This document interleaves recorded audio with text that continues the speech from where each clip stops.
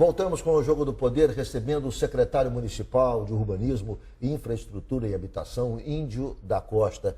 O Walter Diogo fez uma pergunta no bloco anterior, eu queria que repetisse rapidamente para o secretário. Quanto que custou esse BRT até agora? E se você vai levar isso para a justiça? Porque é um crime essa história.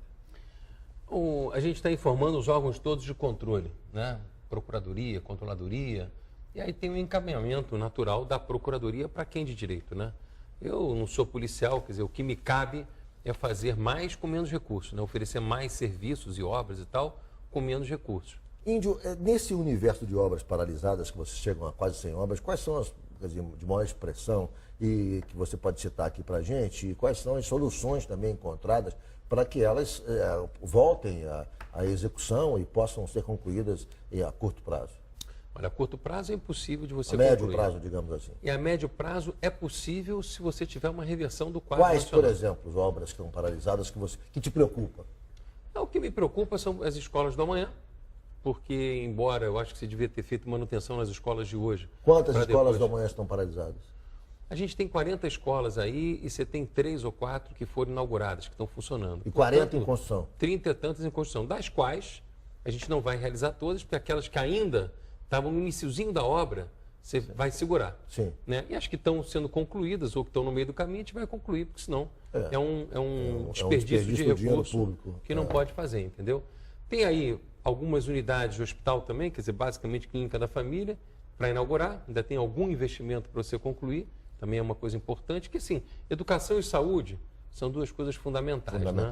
Que a gente vai trabalhar. A expansão já recomeçou, a expansão do Parque Madureira, porque tem recurso do BNDES, então tudo aquilo que tem financiamento, a gente está priorizando, porque daí como não é recurso próprio, ou parte do recurso próprio é possível da gente viabilizar, a gente já retomou.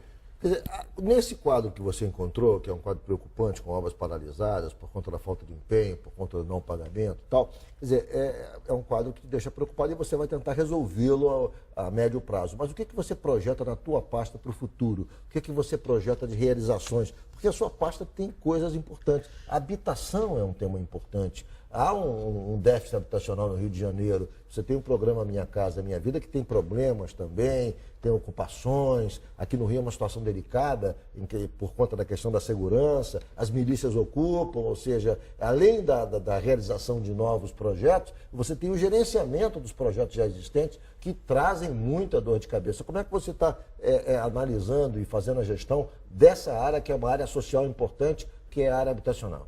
Você tem um déficit de 350 mil casas no Rio de Janeiro. Então, você tem uma multidão aí morando, digamos, em condição subnormal, né? Quer dizer, precisando de apoio. A dificuldade do Minha Casa Minha Vida é quando você transfere as pessoas de uma determinada comunidade para, sobretudo, na faixa 1, que é do Minha Casa Minha Vida, que é de 0 salário mínimo, portanto, quem não está recebendo nenhum dinheiro, até 3 salários mínimos, né? Nessa faixa do Minha Casa Minha Vida, sobretudo em áreas que as pessoas moravam de risco, foram transferidas, ou por conta das obras das Olimpíadas, que elas saíram de onde moravam para ir para o Minha Casa Minha Vida, você tem um choque cultural muito grande. Porque o sujeito passa a ter que pagar água, ele passa a ter que pagar a energia elétrica, o valor que ele paga nem sempre é proporcional ao que ele pagava. Então você tem um condomínio com 16 prédios, por exemplo, 16 blocos, e de repente vem uma conta d'água de 100 mil reais. Como é que você divide isso entre as pessoas? Tem alguém que deixou a torneira aberta e que gastou achando que aquilo era de graça. Aí depois chega o síndico e diz, gente, cortaram a água do condomínio, porque tem que pagar. Então, assim, tem um processo de conscientização para quem for para Minha Casa Minha Vida, que é muito importante, e que, inteligentemente, o governo federal colocou nesse programa um acompanhamento pós-obra. Quer dizer, então, assim, as pessoas se mudam e tem um acompanhamento. O que tem que fazer é qualificar esse acompanhamento, porque tem que preparar o morador do Minha Casa Minha Vida para a nova realidade dele.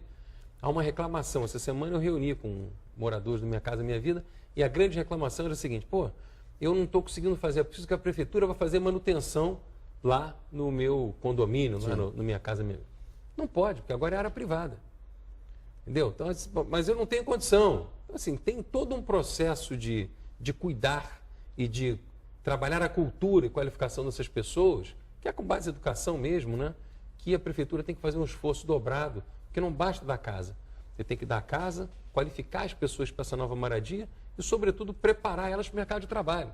Então, a gente está trazendo aí, estamos conversando com o Firjan, a Sebrae, a FEComércio, ver de que maneira que qualifica as pessoas para buscarem emprego, renda. Nesse quadro de caos, de crise, a crise federal, crise no Rio, ainda potencializada pela falência do governo do Estado, ou seja, essa crise que não custa, que não passa, que está se agudizando, está se perenizando, quer dizer, ela traz um quadro de desorganização social que tem um reflexo direto na sua pasta, na questão fundiária, porque a ocupação aumenta, as pessoas passam a ocupar, ou seja, se perde qualquer referência legal. As referências legais desaparecem nesse quadro, alguns aproveitadores também começam a agir no meio dessa situação caótica. Como é que você está encarando essa questão fundiária? Você vai fazer a regularização da terra, das ocupações, das casas, dos espaços, enfim. Como é que você está... Primeiro, qual é o quadro da fundiária que você encontrou e que tipo de ação você projeta para os próximos meses ou anos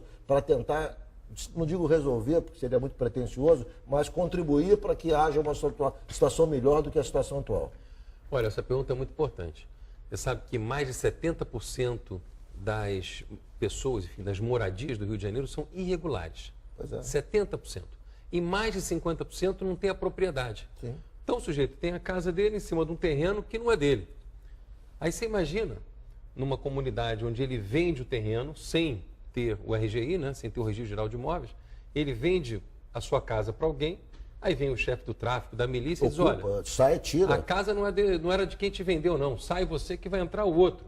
E você não tem o que fazer.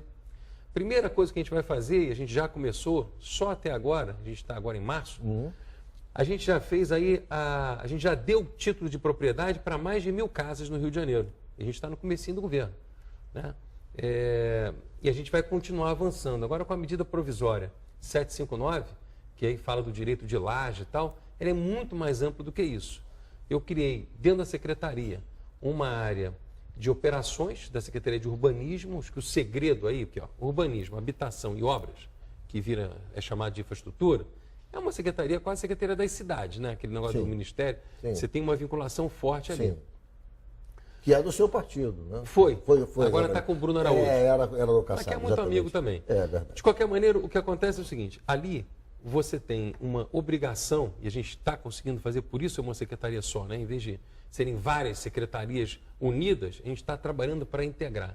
O urbanismo passa a ter um protagonismo, porque o que vinha acontecendo é que se fazia obra sem planejar. Então você tinha uma ponte, os carros passavam, mas não tinha um espaçozinho para o pedestre. Ninguém pensava no ciclista. Isso é cabeça de arquiteto, isso é cabeça de urbanista. Então a gente fez essa reversão, está trabalhando para mudar a cultura dos projetos da secretaria para obras que têm mais recurso, que têm estrutura e tal, saía realizando e o urbanismo via reboque. A gente reverteu isso. Mas uma nova invasão, eu não posso falar em regularização fundiária, isto é, dar título de propriedade, sem me preocupar com as novas invasões. Porque senão também o Brasil inteiro vem para o Rio de Janeiro e diz, olha, agora lá pode invadir que está tudo certo, estão dando título de propriedade. Então a gente criou uma área de operações. E até agora já foram quase 400 casas que a gente derrubou aqui no Rio de Janeiro. Você não viu nada na imprensa, não estamos chamando atenção sobre o assunto, mas é para dizer o seguinte, olha, de um lado a gente vai regularizar o que é regularizável, de outro, o que é invasão em área ambiental, a gente que está morando em área de risco, ou que saiu de um determinado local para o Minha Casa Minha Vida, a gente está derrubando para poder qualificar a moradia na cidade. Eu vou fazer um intervalo, mas eu vou deixar primeiro a palavra com o Diogo, que quer deixar uma pergunta para o Índio responder após o intervalo novamente. Pois é, Índio, é que você não falou a palavra favela. A favela no Rio é um problema sério. 1.400.000 vivem na favela. Eu quero saber se você vai remover a favela ou se você vai fazer algum projeto específico, porque a favela é hoje o grande problema do Rio. Você responde logo após o intervalo. O Jogo do Poder volta em 1 minuto pela rede CNT.